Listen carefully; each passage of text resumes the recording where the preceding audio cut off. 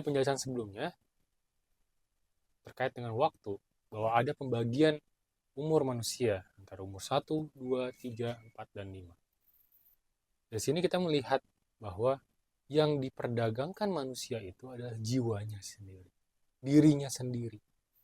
Dan bagaimana umur dia ketika di umur kedua, yaitu umur di dunia, itu dihabiskan. Itulah yang akan menjadi modal baginya untuk mendapatkan keuntungan.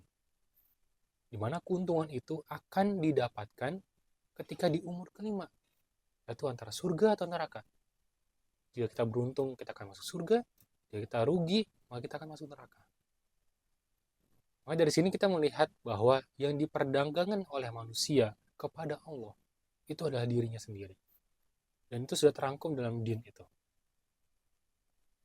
Dan sini kita juga melihat bahwa untuk manusia agar berhasil, maka dia harus memakai waktunya di umur kedua itu dengan baik.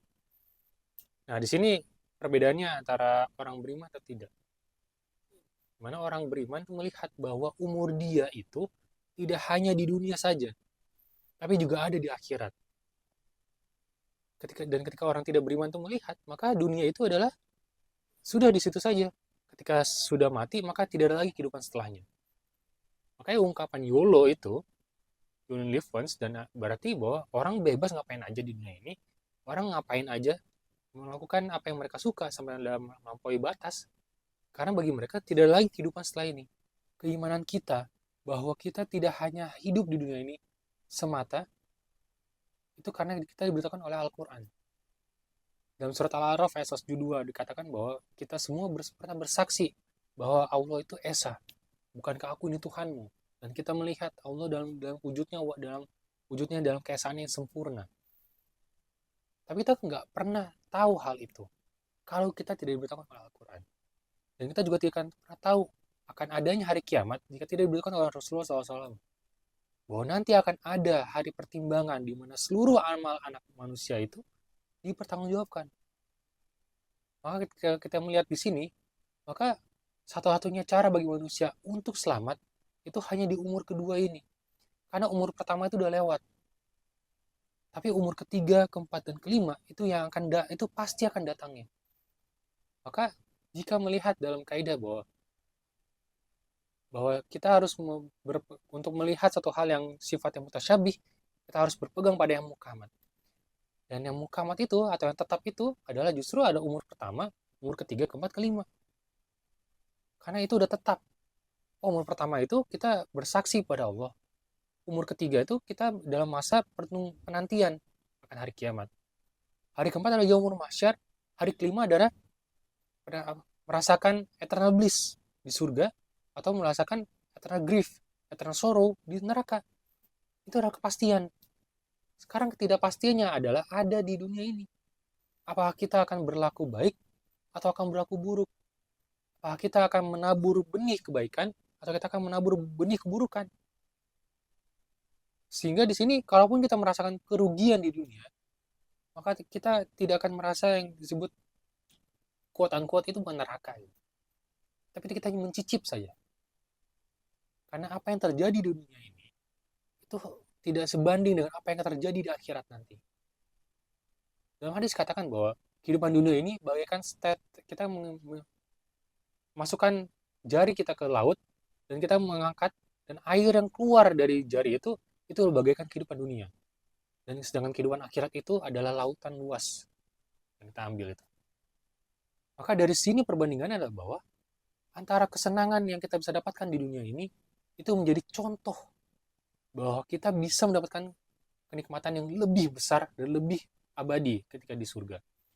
Tapi begitu juga sebaliknya, apapun kerugian yang kita dapatkan di dunia ini itu sebenarnya akan lebih besar dan lebih merugi lagi ketika di akhirat. Kayaknya ada ungkapan que sera sera. Whatever will be, will be. Apapun terjadi ya akan terjadi. Ini menandakan bahwa orang itu apapun terjadi pada dirinya, dia akan lempeng aja. Maka itu ada ungkapan bahwa apapun yang terjadi di dunia ini, maka santai saja itu akan lewat. Jika kebaikan datang kepadamu, maka jangan terlalu berbangga, karena itu akan this too shall pass. Ini akan berlalu. Tapi jika ada keburukan mendatangimu, maka jangan khawatir juga, karena this too shall pass. Itu akan berlalu. kita harus melihat bahwa kita pasti akan melewati satu di antara dua itu. Tapi ketika di akhirat, kita akan mengalami masa muda. Masa muda dalam kenikmatan yang luar biasa. Tapi ketika di surga, tapi ketika di neraka, kita juga akan berada dalam kesengsaraan yang luar biasa juga. Dan itu akan terus berlaku selamanya. Maka dari sini tentu orang berakal akan melihat kalau orang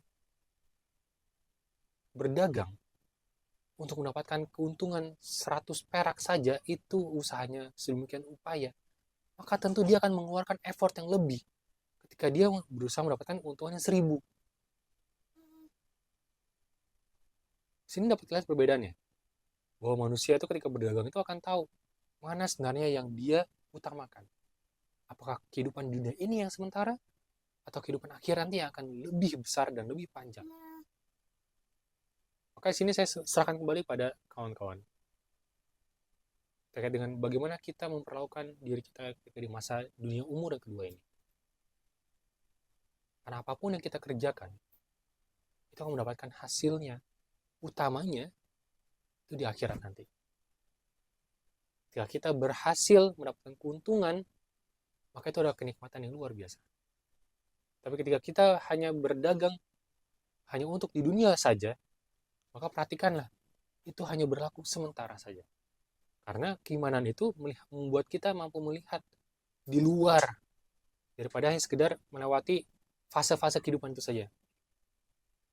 Dan itu akan membuat kita terlepas daripada sifatnya rutinitas. Karena apapun yang kita kerjakan itu bersifatnya ibadah gitu, ketika kita meniatkan hal itu. Dan ketika kita meniatkan hal itu untuk ibadah, maka situ sebenarnya kita sedang mengambil keuntungan dari situ. Keuntungan yang sejatinya akan kita ambil ketika di akhirat nanti. Tapi ketika kita melakukan kebodohan dan kemaksiatan di dunia, maka ingat, itu adalah benih keburukan yang akan kita ambil keburukannya di akhirat nanti. Mungkin beberapa orang akan melihat, oh dia mendapatkan keburukan dan itu pantas karena dia melakukan kemaksiatan. Itu suatu hal yang Allah segerakan dalam dunia. Tapi ada juga orang yang tidak melakukan keburukan itu di dunia. Dan maka dengan seperti itu, apakah kita akan melihat bahwa apakah kita melihat bahwa kejahatan itu boleh-boleh saja karena itu kita nggak dapat balasannya gitu. Di sini kita akan menimbang bahwa perbuatan baik dan buruknya itu sejatinya ada di akhirat nanti.